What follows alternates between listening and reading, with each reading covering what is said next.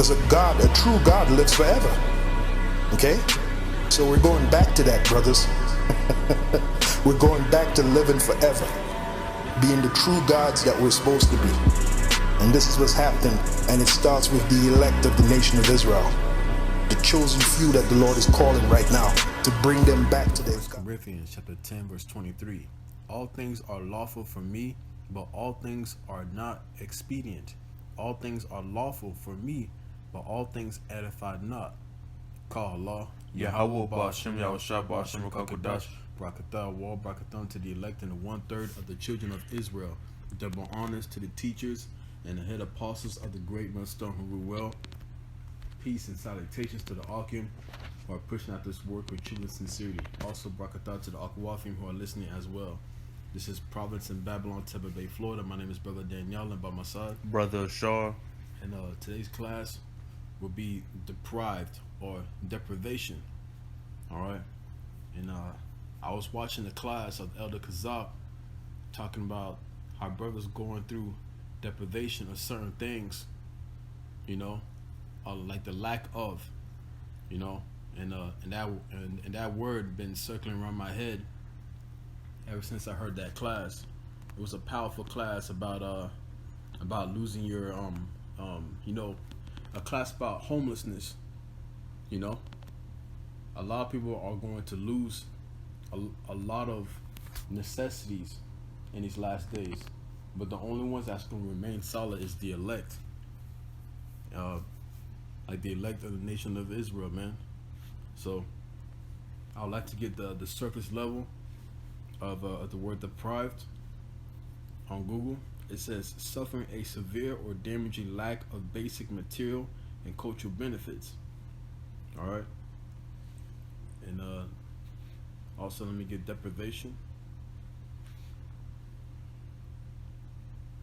Come on, same thing. The damaging lack, so deprivation, the damaging lack of material benefits considered to be basic necessities in a society. So, in this walk, you know, you're going to lose a lot of things, man. You're going to lose people. You're going to lose anything that's hindering you to draw nigh to the Lord. All right, it's a very tough process.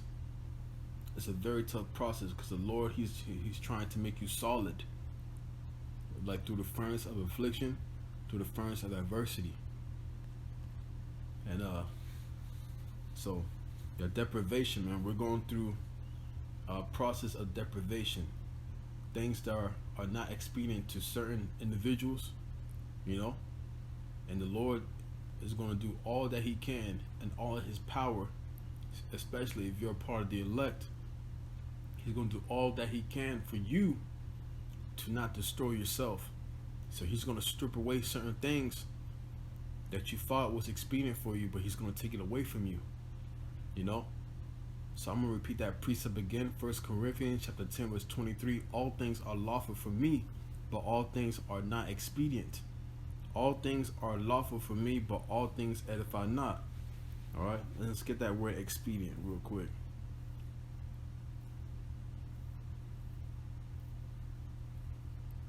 Okay. So expedient, the definition of expedient, of an action convenient and practical, although possibly improper or immoral. You know, convenient. So not all things are convenient for you, because the Lord sees it. You may not see it, you know, because you're in these fleshly bodies, but the Lord sees it and he will take it away from you. So if you, for example, if you have a prayer and you said, Lord, please protect me from, you know, from wickedness, the Lord's gonna strip away something that's hindering you to get closer to him, you know. And then, like, you know, you might have a confused moment. You're like, oh Lord, like, you know, not that, but the Lord's pretty much doing, hey, I'm doing this for your good. I'm doing this for your good. And so you won't destroy yourself, you know. And it took me a while to realize, you know, the things I've been praying for to draw closer to the Lord's been stripping away certain things from me and also other brothers, so they won't destroy themselves, because we can end up destroying ourselves if the Lord ain't watching us, so we have to thank the Lord, thank the Lord that we're not destroyed, and that we're not destroying ourselves of the certain things that are not expedient for us. So we truly thank Yahweh Shema Shai for doing that, because that right there, we can lose salvation if we entertain those things, man, or we still continue to do those things. Then later on, we fall into a ditch, and then and we hit ground zero, and then the Lord got to pick us back up. Adjustment falls 7 times, but He gets back up. But our goal is not to fall. Our goal is not to fall intentionally. Our goal is to grow in the grace thereof. Okay. Con. And what the brother was bringing out, like a good characteristic that we should have, will be based on this walk. Will be based off of this scripture, Proverbs chapter 30, verse 7. 2 things have I required of thee, deny me them not before I die. Remove far from me vanity and lies. Give me neither poverty nor riches. Feed me with food convenient for me. So we want to be removed the vanity and the lies, from far from us. And that can come with possessions that you may have. Things that you may have is really vanity, and it doesn't benefit you in this walk. All right, it doesn't help you grow. It hinders you. All right, from coming to Yahweh Shem Shai, man. And the biggest thing is you don't want to be caught up in vanity and lies, man, because that's a huge problem, especially in this truth. This business we pushing in. We want the 100% truth. We don't want it smeared with any spot nor blemish or anything like that. So the Most High knows what's best for you. All you have to do is put your trust in Yahweh Shem Shai, man. Continuing with the reasons why, verse 9, it says, "Lest I be full and deny thee, and say, who is Yahweh Shem Shai? Or lest I be poor and steal and take the name of Yahweh Shem Shai in vain." And that goes into putting you in that right predicament, all right, to not be comfortable, okay? Because if you had too much, you'll be full, and you won't be thinking and considering Yahweh Shem Shai, man. That's why most of the stuff in this kingdom is used, like all these objects is used to blind your heart, man, like gifts, all right? Because this is a spiritual battle and a physical battle as well, because these things that you can have, you can be comfortable with and not really be on fire in this thing. And you want to be on fire in this thing. So the more possessions and things that you don't have, it puts you in a predicament, to continue in this path and be more on fire and be more passionate towards Yahweh Shem Shai by letting go of things. That's right. And that also goes into the camel of the needle of a camel. Kind of like the short story of the rich man. Yeah, with the rich man. Yeah, bring that out. I'll bring that out. This is the book of Matthew, chapter 19, verse 16. "And behold, one came and said unto him, Good master, what good thing shall I do that I may have eternal life?" This man is speaking to Yahweh Shai. That's right. Verse 17. "And he said unto him," this is Yahweh Shai speaking, "Why callest thou me good? There is none good but one, that is Yahweh Shem Shai. But if thou wilt enter into life, keep the commandments." So that's why, we push, the law, statutes, and commandments, man. All right, it's written. Okay, these things is to better you. All right, continue. It says, verse 18. It says, "He saith unto him, which Yahweh Shai said, Thou shalt do no murder, thou shalt not commit adultery, thou shalt not steal, thou shalt not bear false witness." Verse 19, "Honor thy father and thy mother, and thou shalt love thy neighbor as thyself." Can't get the point? Yeah, the point is in 20 right here. "The young man saith unto him, All these things have I kept from my youth up. What lack I yet?" And this is the most important part. Verse 21 says, "Yahweh Shai said unto him, If thou wilt be perfect," and that's what we're striving to be, "be ye perfect as your Father which is in heaven is perfect." That's right. It says, he said, "Go and sell that thou hast." That's right. "And give to the poor, and thou shalt have treasure in heaven, and come and follow me." And that goes into faith, okay? Because it says the Most High Yahushua actually, so like Yahushua said, thou shalt have treasure in heaven, man. So these things that you're doing, these sacrifices that you're making, there's gonna be a benefit with it. All right, the things you're giving up to get closer to the Most High, there's a huge benefit. Okay, verse 22 it says, "But when the young man heard that saying, he went away sorrowful, for he had great possessions." See, so he didn't have faith. Faith is the knowledge. Faith is the substance of things hoped for, the evidence of things not seen. So you need, roughly paraphrasing, it's in Hebrews. Okay, so the substance of things hoped for. So you want these treasures in heaven. You want to be perfect. You want to be closer to the Most High, man. Okay, continuing with it, it said, verse 23. It says, "Then said Yahushua unto his disciples, Verily I say unto you, that a rich man shall hardly enter into the kingdom of heaven. And again I say unto you, it is easier for a camel to go through the eye of a needle than for a rich man to enter into the kingdom of Yahweh Shem Yahushua." God, it is easier for a camel to go through the eye of the needle than a rich man into the kingdom of heaven. So we have to be that camel. That camel is a great example of, because the eye of the needle is that little tiny hole in the wall where it has to go through, like to go inside to get through the city, and camels can carry heavy baggage of all sorts of goods, a person's belongings, but once it goes through the eye of the needle, it has to let go all of those baggages.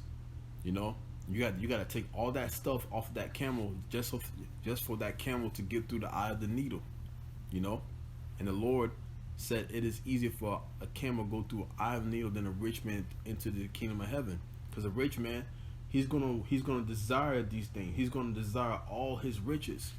He wants to hold on to his riches. He wants it all. He wants to take it with him, but he can't. He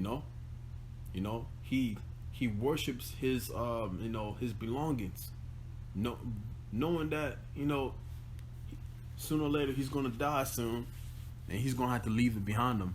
But he's just he's greedy. He doesn't want to let go all that. So we gotta be that camel, because that camel is gonna get rid of all that baggage, and it's gonna go through the eye of the needle no matter what.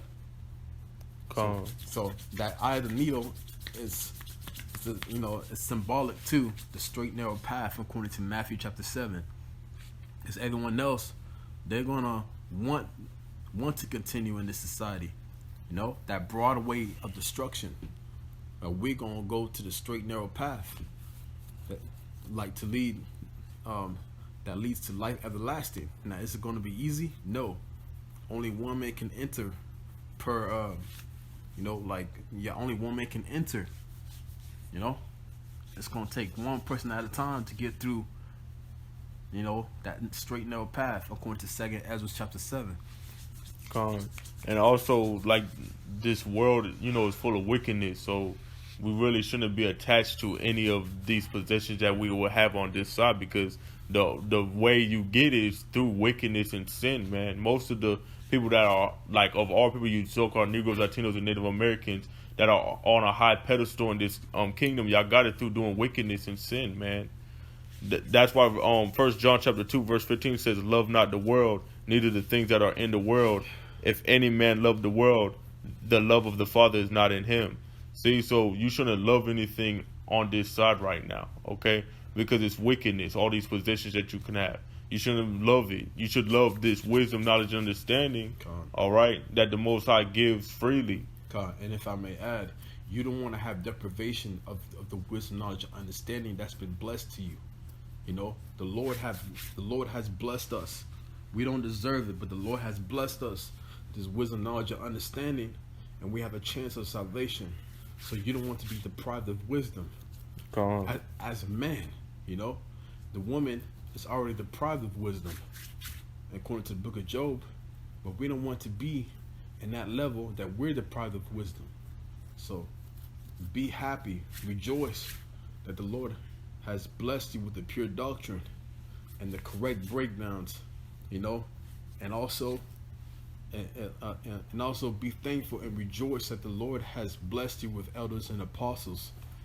You know, the elders and apostles, the great millstone. Be blessed, man. Not everybody has elders and apostles, man. You know, telling them the real truth. You know, so be blessed, be happy, man. Rakatha to you.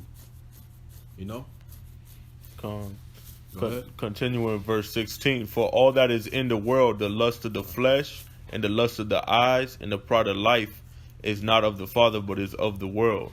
These are the characteristics, man. You know, physical possessions that you see. All right, you lust over it. You know, it might be a new device. You know, it might be something else that somebody else might have, a possession somebody else may have. You know, cause you to lust, which is a strong desire to have. Yeah, which is coveting. Covetous. You can't be covetous, man. You can't be covetous of another man's wife. You know, you can't be covetous of another person's belongings. You know, but you know that was the Lord that blessed them with those belongings, man. You know, maybe it wasn't expedient for you to have it. So be happy for that person who has those belongings. You know, you know, especially if there's brethren that have certain things that you don't have. Be thankful that and be happy for that brother, man. Be happy for them, and be happy that they're able to, you know, have you know, self-control. Things that are expedient to them, but not for you. And things that are expedient for you, it maybe not be expedient for them. So be happy, man. Rejoice, because later on we're gonna have it all. In the end, the Lord's gonna bless us with everything, man. He's gonna bless us like Job, 100-fold, man. Hey, man, this life is temporal and it's short, and we're almost home. So you're gonna have it all, brothers and sisters, man. You're gonna have it all, man. You know, just hope. You that fear the Lord, hope for good, man. Like, we are prisoners of hope.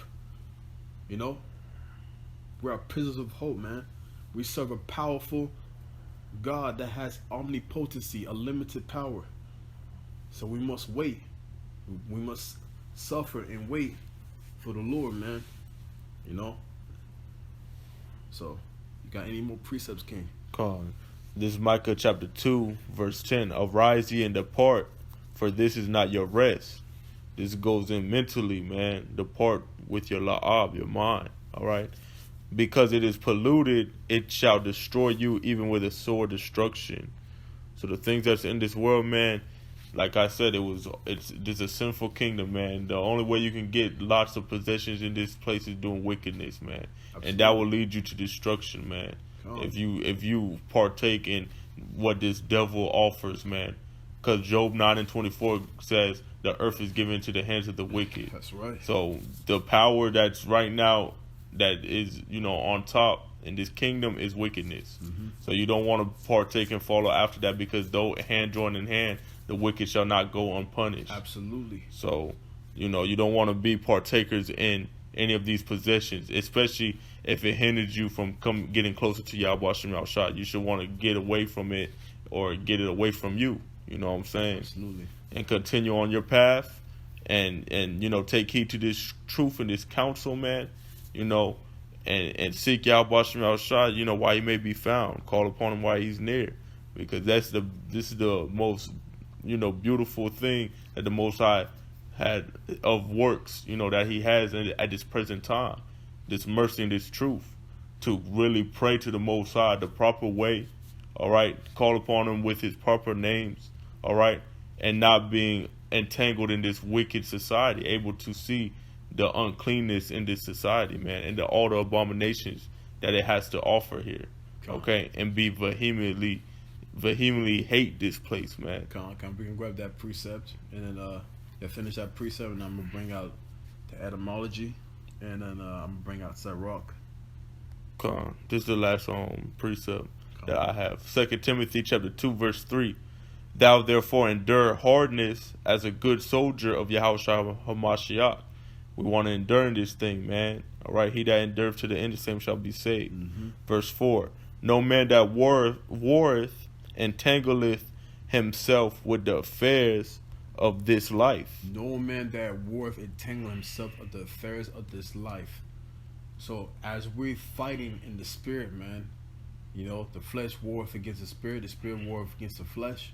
We're warring against the evils and wickedness of this world day by day. But we will never entangle ourselves of the affairs of this life, because it's only going to cause confusion within our walk. So we must abstain from all appearances of evil at the best of our ability, because we are in the belly of the beast, America, Babylon the Great. We fight every day.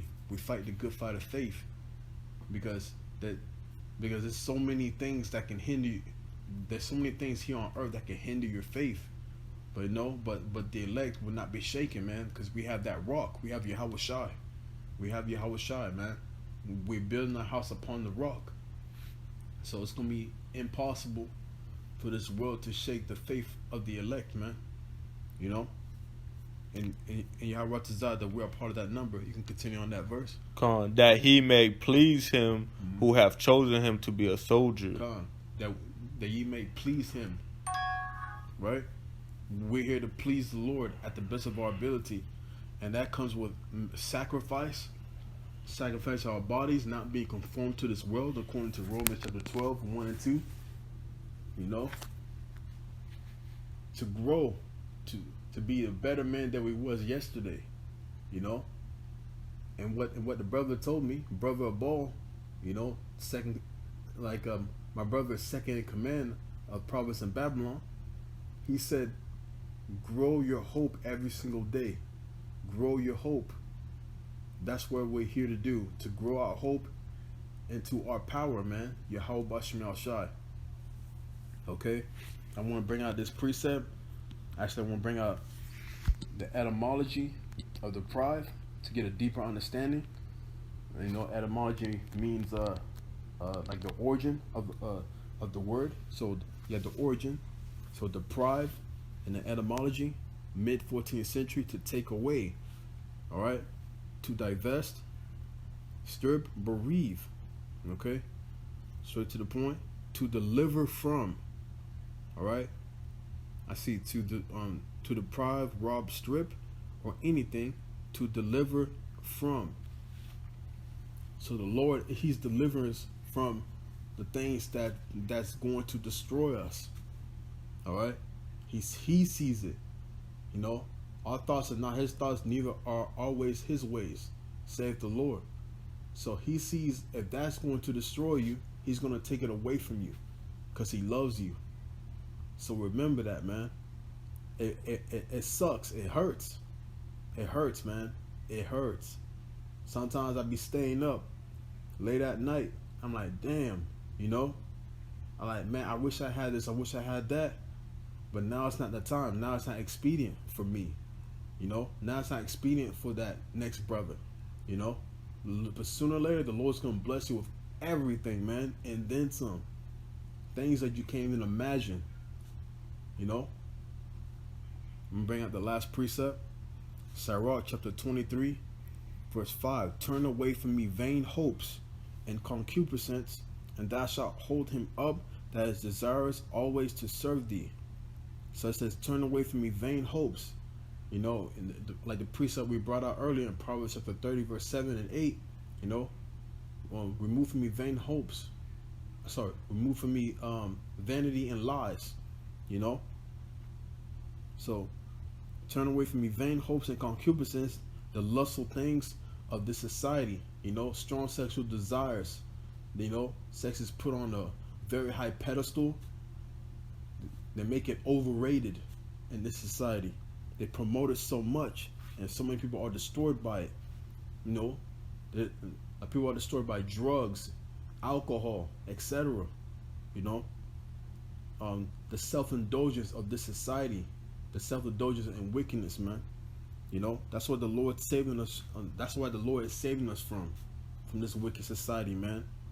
And thou shalt hold him up that is desirous always to serve thee. Because we desire to serve the Lord.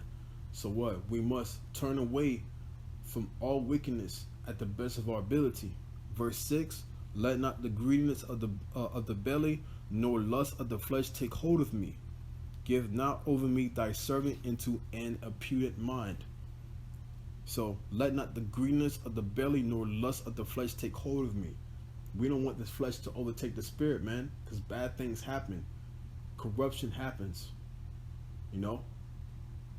So, and give not over me thy servant into an impudent mind. And the word impudent means ignorance or arrogance. Proverbs 8:13 says, "The fear of the Lord is to hate evil, pride, and arrogancy." So, we have to fear the Lord always, man. You know, as the scripture says, happy is the man that feareth always. You know, and the Lord will protect you, man. Psalms 34:7, the angels campeth around about those who fear thee. You know, I am a companion of those that fear thee. Psalms 119:63. We have to be around brothers that fear the Lord and also hate evil as well. And we're going to end it on this. Sirach chapter 17 verse 26. Turn again to the Most High and turn away from iniquity. Turn again to the Most High and turn away from iniquity, for he will lead thee out of darkness into the light of health, and hate thou abomination vehemently. Okay? So remember that. I hope this class was edifying to the elect. Call Allah. If this was edifying to you, it's edifying to the elect. Till next time, we say Shalom. Shalom. DTA. DTA, Abad Babal, soon.